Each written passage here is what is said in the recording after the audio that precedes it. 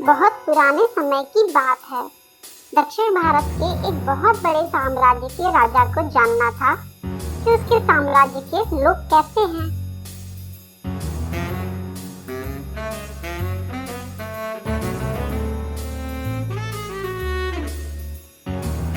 इसे राजा ने जानबूझकर एक बड़ी सी चट्टान रास्ते के बीचों बीच में रखवा दी और राजा वहीं पास में एक बड़ी सी झाड़ी के पीछे छुप गए। वो देखना चाहते थे कि आखिर कौन वो चट्टान को रास्ते से हटाता है। उस रास्ते से बहुत से लोग आते जाते थे और रोज की तरह लोगों ने वहां आना शुरू कर दिया और देखा कि वहां पर तो एक बहुत बड़ी चट्टान पड़ी हुई है। यह देखकर लोगों ने वहां पर चिल्लाना और शोर मचाना शुरू कर दिया, पर किसी ने भी उस चट्टान को हटाना ठीक नहीं समझा। यहाँ तक कि राजा के दरबार के बहुत से मंत्री भी उस रास्ते से गुजरे, लेकिन किसी ने भी चट्टान को नहीं हटाया।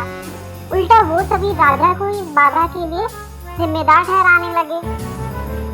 बहुत से लोगों ने राजा पर सड़कों को साफ न रखने के लिए जोर जोर से चिल्लाकर आरोप भी लगाया, लेकिन उनमें से किसी ने भी पत्थर को रास्ते से हटाने के लिए कुछ नहीं किया। तभी एक किसान सब्जियों से भरी बोरी लेकर आया। चट्टान को सामने देख किसान ने अपनी बोरी को नीचे रख दिया और चट्टान को सड़क से बाहर धकेलने का प्रयास करने लग गया। चट्टान बहुत बड़ी थी और भारी भी थी, इसलिए वो बार बार असफल हो जाता था।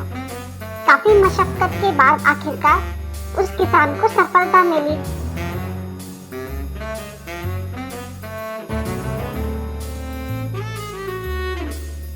और उसने चट्टान को रास्ते से हटा दिया।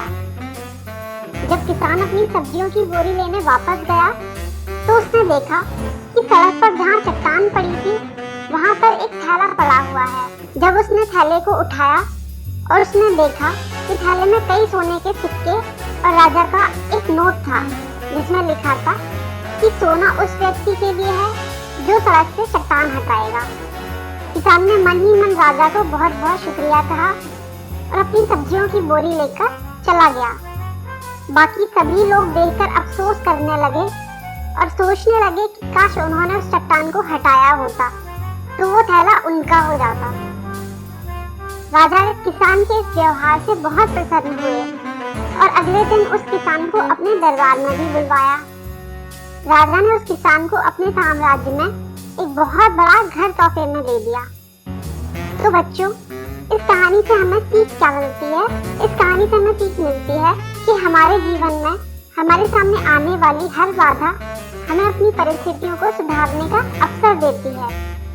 वहीं आलसी लोग सिर्फ शिकायत करते रहते हैं और दूसरों पर दोष डालते रहते हैं और जिंदगी में कुछ भी नहीं कर पाते, जबकि वहीं दूसरे लोग अपने दयालु हृदय, उदारता और काम करने की इच्छा से नए अवसर पैदा कर देते हैं और अपनी जिंदगी में बहुत सफल होते हैं। बहुत समय पहले की बात है। एक बार एक गांव में एक लड़का रहा करता था जो कि पास की पहाड़ी पर गांव की भेड़ों को चरते देखकर ऊब गया था। एक दिन उसने सोचा कुछ मनोरंजन किया जाए और अपना मनोरंजन करने के लिए वो जोर जोर से चिल्लाया, भेड़िया आया, भेड़िया भेड़िया भेड़ों का पीछा कर रहा है। जब गांव वालों ने उसकी चीख सुनी तो वो भेड़ियों को भगाने के लिए पहाड़ी पर दौड़ते हुए आए, लेकिन जब वो वहां पहुंचे तो उन्होंने देखा कि कोई भेड़िया नहीं है। उनके गुस्से वाले चेहरों को देखकर लड़का बहुत खुश हुआ। उसे ये देखकर बहुत मजा आया। सभी गांव वालों ने उस लड़कों को चेतावनी दी कि भेड़िया भेड़िया चिल्लाओ मत लड़का, जब कोई भेड़िया नहीं है। इसके बाद वे सभी गुस्से में वापस पहाड़ी से चले गए।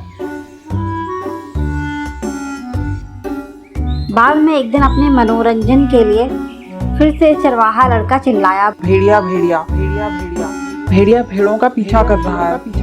उसने देखा कि ग्रामीण भेड़ियों को डराने के लिए पहाड़ी पर दौड़ रहे हैं। यह देखकर उसे फिर से बहुत आनंद आया। जब उन्होंने देखा कि कोई भेड़िया नहीं है तो उन्होंने सख्ती से उस लड़के को कहा कि जब कोई भेड़िया नहीं है तब उसे उन्हें नहीं बुलाना चाहिए, केवल भेड़िया आने पर ही उन्हें उसे पुकारना चाहिए। जब वो गांव वाले पहाड़ी से नीचे जा रहे थे तब वो लड़का मन ही मन बहुत खुश हो रहा था।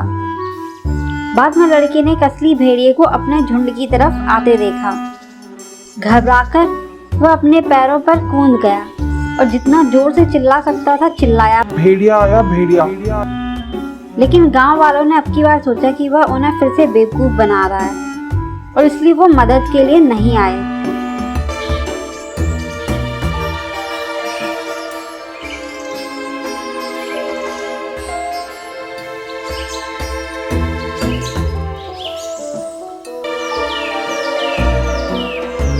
सूर्यास्त के समय गांव के लोग उस लड़के की तलाश में पहाड़ी पर गए जो अपनी भेड़ों के साथ वापस नहीं लौटा।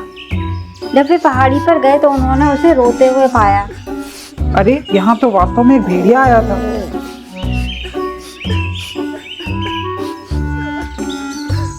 लड़का चिल्लाया कि भेड़ियों का झुंड आया था और वो चला गया भेड़ों का शिकार करके। मैं चिल्लाया भेड़िया आया, लेकिन तुम लोग कोई नहीं आया। और वो लड़का चिल्लाता रहा। यह सब वो रोते हुए बोल रहा था। तब एक बूढ़ा आदमी लड़के को सांत्वना देने गया। जैसे ही उसने उसके पीठ पर अपना हाथ रखा और कहा, झूठे पर कोई विश्वास नहीं करता, भले ही वह सच कह रहा हो। अब उस लड़के को अपनी गलती का पछतावा हो गया। इस कहानी से हमें सीख मिलती है, झूठ से विश्वास टूट जाता है। भले ही आप सच कह रहे हो, कोई भी झूठ पर विश्वास नहीं करता, इसलिए हमेशा सच बोलना चाहिए।